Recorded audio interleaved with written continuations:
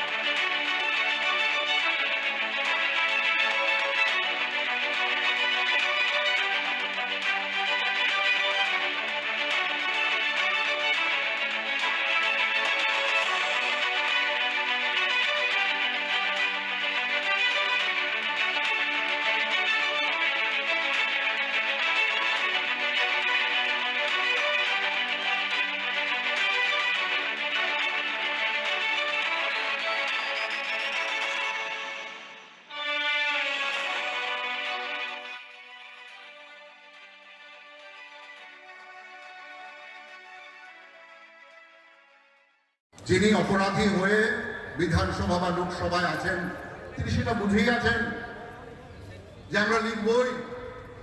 আপনি অন্যায় করলে আপনি আমার মাসতুতো ভাই নন যে আমরা তা চেপে যাব। কেন চেপে যাব?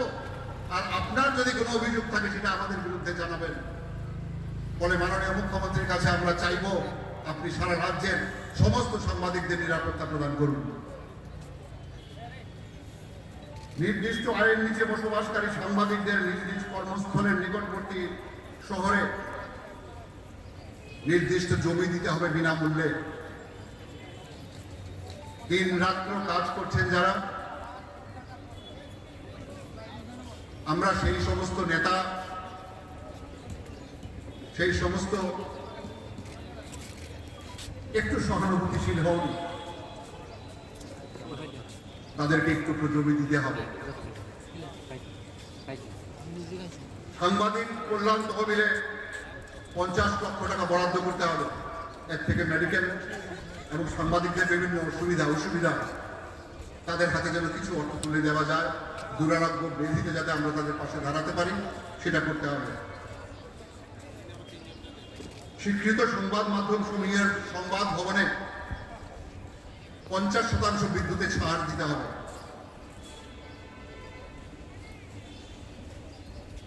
স্বীকৃত সংবাদ মাধ্যম, প্রিন্ট, পোর্টাল, অডিও ভিজুয়ালের বিজ্ঞাপনের হার ও মূল্য দ্বিগুণ বৃদ্ধি করতে হবে। প্রাইস ইন্ডেক্স অনুযায়ী দীর্ঘদিন ধরে সুবলদা বলেছেন ডিটেলস মূল্য বৃদ্ধি হয়নি, সেই মূল্য বৃদ্ধি করতে হবে। সাপ্তাহিক পত্রিকা সমূহকে বিশেষ বিজ্ঞাপন নীতির আওতায় নিয়ে আসতে হবে এবং বিজ্ঞাপন প্রদান করতে হবে। রাজ্যে গণতন্ত্র কলুষিত করবার জন্য যে সমস্ত লোকজনেরা সাংবাদিকদের রক্তচক্ষু প্রদর্শন করছে এবং যে পদাধিকার বলে তারা করছে সেই পদাধিকার পূর্ণ করতে হবে, তাদের বিরুদ্ধে ব্যবস্থা নিতে হবে, তাদেরকে অপসারণ করতে হবে।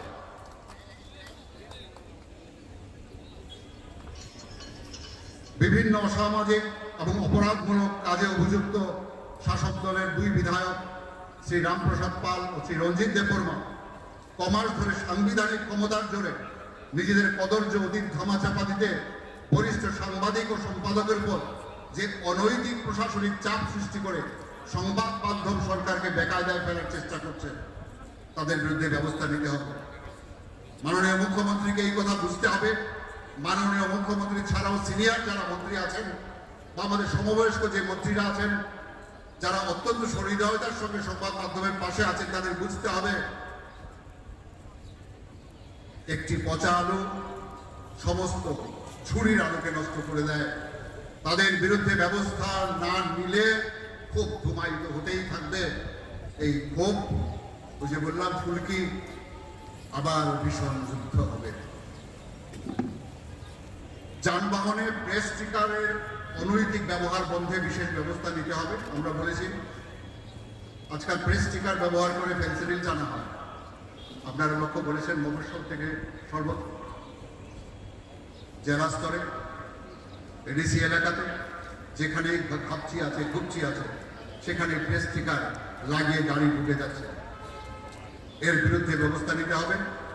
প্রেস স্টিকার সুনির্দিষ্ট করতে হবে, কারা পাবেন কারা পাবেন না। তার জন্য সম্পাদকরা দায়ী থাকবেন। সম্পাদকের সঙ্গে কথা বলে কার পত্রিকায় কতগুলি প্রেস স্টিকার লাগবে সে অনুযায়ী ব্যবস্থা করতে হবে। সমস্ত দায়িত্ব থাকবে সম্পাদকের উপর। রাজ্যে চিরবঞ্চিত আমার বিতরক ভাই যাদের কথা আমি বললাম, দীপক বরজ এবং ননীগোপাল দেবনাথের নেতৃত্বে আমার ভাইরা সামনে বসে আছেন, তাদের জন্য গ্রুপ ইন্স্যুরেন্স চালু করতে হবে। এবং সবচেয়ে বড় কথা, মাসিক ভাতার ব্যবস্থা করতে হবে। আর কেউ না পাক সংবাদ বিতরকদের মাসিক ভাতা দিতেই হবে। এই দাবিতে আমরা অনড় থাকব। এই কয়েকটা দাবি নিয়ে আমরা এই মাত্র মাননীয় মুখ্যমন্ত্রীর সঙ্গে দেখা করব। তারপর আগামী দিন রাজ্যপাল মহোদয়ের সঙ্গে দেখা করব। প্রয়োজনে প্রধানমন্ত্রী রাষ্ট্রপতি পর্যন্ত আমরা যাব। এই লড়াই থামবে না। আজকে থেকে যে লড়াইয়ের ফুলকি হাওয়ায় ভাসতে শুরু করেছে, আমি জানি এই ফুলকি একদিন দাবানল হবে। এই সংগ্রাম একদিন তার তরুরূপ ত্যাগ করে মহিরূহে পরিণত হবে। সুবল দাদের হাত ধরে যে সংগ্রাম শুরু হয়েছে, এই সংগ্রামকে পরিণত করবার দায়িত্ব, ম্যাচিওর করবার দায়িত্ব আপনাদের সবার। এর আগে একটাই কথা বলবো, আমার সমস্ত ভাইরা, সাহস হারাবেন না, ধৈর্য হারাবেন না। শয়তানদের চক্রান্তে পড়ে নিজেদের মধ্যে বিভাজন করবেন না। ওরা বিভাজন চায়। প্রণব সরকার তার বক্তব্যে বলেছে আপনারা বিভাজিত হবেন না। আমাদের স্বার্থ একটি জায়গায়, আমরা সাংবাদিক। এই জায়গাটাকে ধরে রাখতে গেলে আমাদের ঐক্যবদ্ধ থাকতেই হবে। এই জায়গাটা মাথায় রাখবেন দয়া করে। সবার কাছে আমার এই আবেদন রইল। তার সঙ্গে আমি শেষ করছি একটি বিখ্যাত শ্লোক দিয়ে, একটি হিন্দু শায়রি। ना तू रुकेगा कभी, ना तू रुकेगा कभी, ना तू मुड़ेगा कभी, ना तू थकेगा कभी। कर शपथ, कर शपथ, कर शपथ। अग्निपथ, अग्निपथ, अग्निपथ। আবারও সরকারের কাছে দাবি জানাবো সাংবাদিকদের নিশ্চিত নিরাপত্তা এবং পাশাপাশি তাদের মাথা গোঁজার একটা ঠাঁই করে দেওয়ার জন্য প্রতিটা শহরে সাংবাদিকরা যেখানে কাজ করছেন সেখানেই তাকে একখণ্ড করে জায়গা দেওয়ার জন্য বিনামূল্যে যাতে তারা সেখানে রদ করতে পারে। এটা শুধু ত্রিপুরা রাজ্যে নয়, ভারতবর্ষের সমস্ত রাজ্যে সাংবাদিকদের জন্য এই ওয়েলফেয়ার কাজটা রয়েছে এবং করা আছে। শুধু ইন্ডিয়াতে নয়, ইন্ডিয়ার বাইরে অন্যান্য দেশেও আছে। কিন্তু আমাদের ত্রিপুরা রাজ্যে সাংবাদিকদের বাসস্থানের কোনো ব্যবস্থা করা হয় না আজকে দীর্ঘ বছর ধরে। আমরা সরকারের কাছে আবারও দাবি জানাবো সাংবাদিকদের বাসস্থানের ব্যবস্থা করে দিতে। সাংবাদিকদের আরো অনেকগুলো সমস্যা রয়েছে। আপনারা জানেন, সংবাদকর্মী যারা বন্ধুরা রয়েছে তাদের সমস্যা রয়েছে। এবং আমাদের রাজ্যের আপনার বাড়িতে সকালবেলা যে পৌঁছে দেন খবরটা, যে সরকার ভাই যিনি সকালবেলা আপনার বাড়িতে পত্রিকাটা পৌঁছে দেন, সে গ্রীষ্ম বর্ষা সমস্ত কিছু উপেক্ষা করে সে হকার ভাইদের অনেক সমস্যা রয়েছে। তারাও কিন্তু আমাদের একসঙ্গেই আমাদের এই কাজ করে, কারণ তারা না থাকলে আমাদের সারাদিনের যে পরিশ্রম, আমরা যে সংবাদপত্রটা তৈরি করি সেটা আপনার বাড়িতে পৌঁছবে না। তারাও আমাদের এই মিডিয়া ইন্ডাস্ট্রির অঙ্গ, অথচ তাদের জীবনযাত্রার মান অত্যন্ত দুর্বল।